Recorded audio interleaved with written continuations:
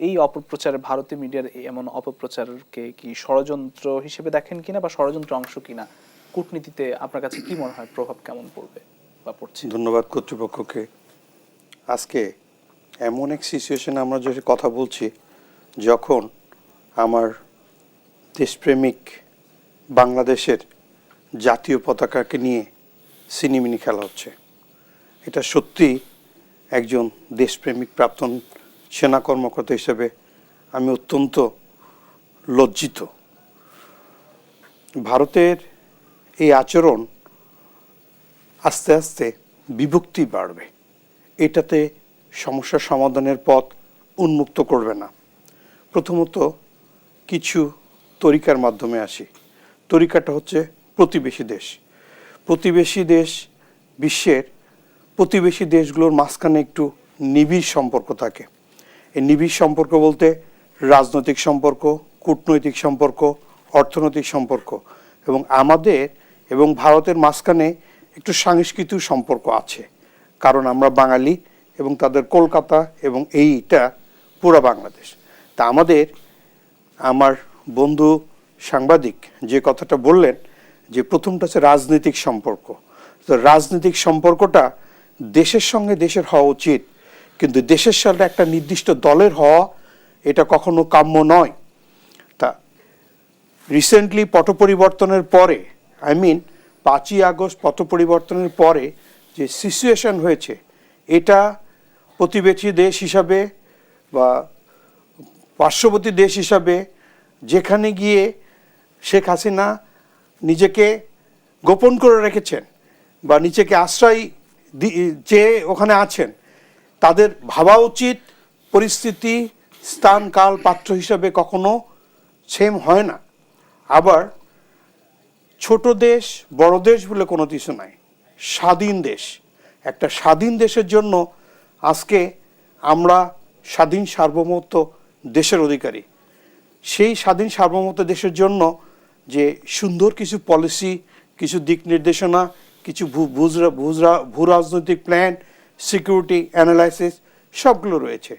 এখানে আমাদের deeply concern হতে হবে যে 1961 সালে অস্ট্রিয়ার রাজধানী ভিয়েনাতে টোটাল একটা Vienna convention on diplomatic relation একটা পলিসি হয়েছিল। এখানের আর্টিকেল 41 অনুযায়ী কোনো দেশের রাজনীতিক বা কূটনীতিবিদ বা সেই দেশের রাষ্ট্রীয় কোনো ভবনের সামনে ওই দেশকে কখনো হেয় প্রতিপন্নত করার কোনো বিধান নাই। Recent past, day before yesterday, the thing happened. It is really alarming for Bangalis and Bangladeshis. আমার বাংলাদেশের প্রত্যেকটা নাগরিকের জন্য এটা স্পর্শকাতর এবং ঘৃণিত যে আমার দেশের পতাকা ভারতের একটা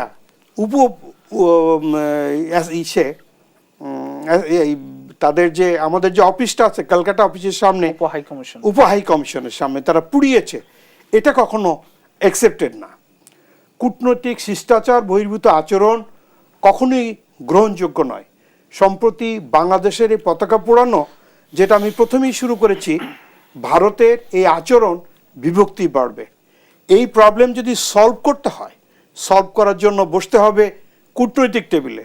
আমার বন্ধু যেটা বললেন, কূটনীতি বিষয়ে যারা বিজ্ঞ তাদেরকে নিয়ে যে পরিচালনা করা হয় তারাই হচ্ছে কূটনৈতিক শিষ্টাচার বহির্ভূত কোনো আচরণের স্কোপ নাই। এখানে ইমোশনের কোনো কথা বলার স্কোপ নাই। বাস্তবতার প্রেক্ষাপটে মেনে নিয়ে চলতে হবে। যেমন রাজনীতি, অর্থনীতি, সামরিক নীতি, সামাজিক নীতি, প্রত্যেকটা জিনিসকে ইম্পর্টেন্ট দিয়ে সামনে দিয়ে এগোতে হবে। বাট ভারতের বিভিন্ন মিডিয়া বা মাধ্যম যেটা কাজগুলো করছে, এই যে যেটা চিন্ময় ব্রহ্মচারীকে নিয়ে যে তারা তথ্যপত্র করতে যাচ্ছে, এটা বড় অ্যালার্মিং। একটু আমরা রিসেন্ট পাস্টের দিক বা বর্তমান পিছিয়ে যাই, প্রত্যেকটা জায়গায় মাইনরিটি মানে যারা আধিপত্যর দিক দিয়ে জনসংখ্যার দিক দিয়ে কম তাদেরকে বলা হয় মাইনরিটি। শ্রীলঙ্কাতে যায় তামিলদের বলা হয় মাইনরিটি। ভারতে যায় খ্রিস্টান বা মুসলমানদের বলা হয় মাইনরিটি। বা বাংলাদেশ বা পাকিস্তানে যদি যায়, এখানে হিন্দু বা খ্রিস্টান তারা হচ্ছে মাইনরিটি, মানে অল্প সংখ্যক বসবাস করে, কিন্তু তাদেরও পূর্ণ রাজনৈতিক অধিকার আছে, সামাজিক অধিকার আছে, রাষ্ট্রীয়গত অধিকার আছে। তো এইটাকে ওই যেটা বলা হয় যে এই ইস্যু নিয়ে ঘোলাচলে মাছ শিকার করার কোনো স্কোপ নাই।